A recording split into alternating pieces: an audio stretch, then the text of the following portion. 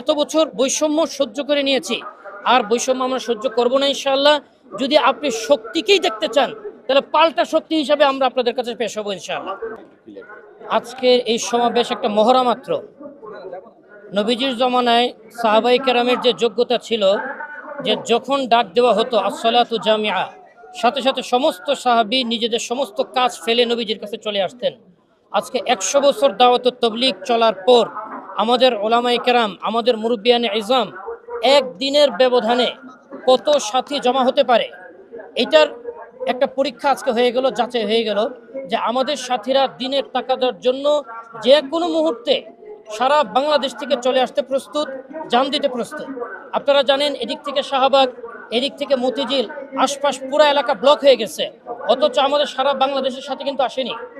আমরা প্রতিটা জেলা থেকে সামর্থ্যবান সুস্থ নৌজওয়ান সাথীদেরকে এনেছি। আমাদের যে ছাত্ররা আছে, সন্তানাদি আছে, আমাদের বৃদ্ধ সাথীরা আছে, ওনাদেরকে আমরা আনিনি।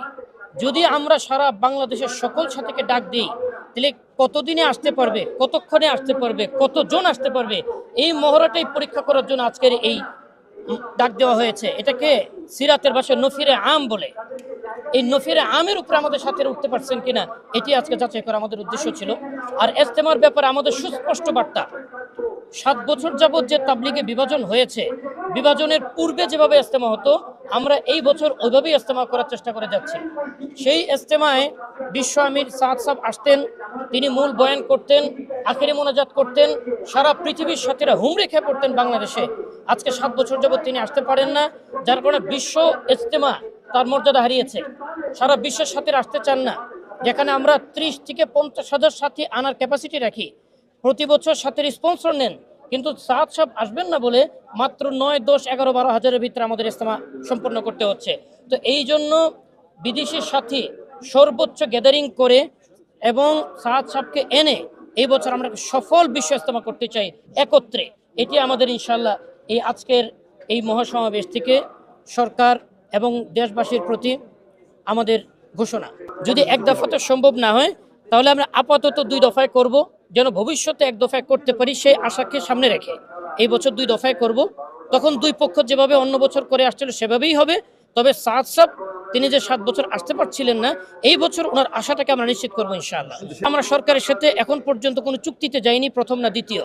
আমরা তাদের সাথে নেগোসিয়েশন করে যে পর্বই নির্ধারিত হবে সাদ সাহেবকে সহ আমরা সেই পর্বই করতে রাজি আছি ইনশাআল্লাহ।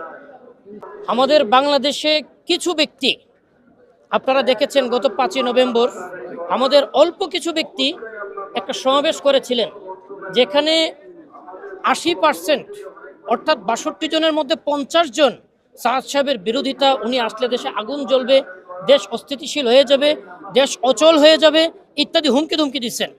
সাধারণত যারা সরকারি দায়িত্বশীল থাকেন ওনারা কোনো ধরনের ক্লেশ গ্রহণ করতে চান না, এগুলো এড়িয়ে চলার চেষ্টা করেন। তাই ওনারা চাচ্ছেন যে আমরা যেহেতু নীরব, ভদ্র, চুপচাপ সব কথা মেনে নিই, তো আমাদেরকে চাপিয়ে ওনারা তাদের মন রক্ষা করবেন। কিন্তু এই বছর আমরা আমাদের এই মহড়ার দ্বারা আমরা আমাদের এই বার্তা, আমাদের এই অবস্থানের দ্বারা বার্তা পৌঁছে দিয়েছি যে আমরা এত বছর বৈষম্য সহ্য করে নিয়েছি, আর বৈষম্য আমরা সহ্য করব না ইনশাআল্লাহ। যদি আপনি শক্তিকেই দেখতে চান তাহলে পাল্টা শক্তি হিসাবে আমরা আপনাদের কাছে পেশ হবো ইনশাআল্লাহ।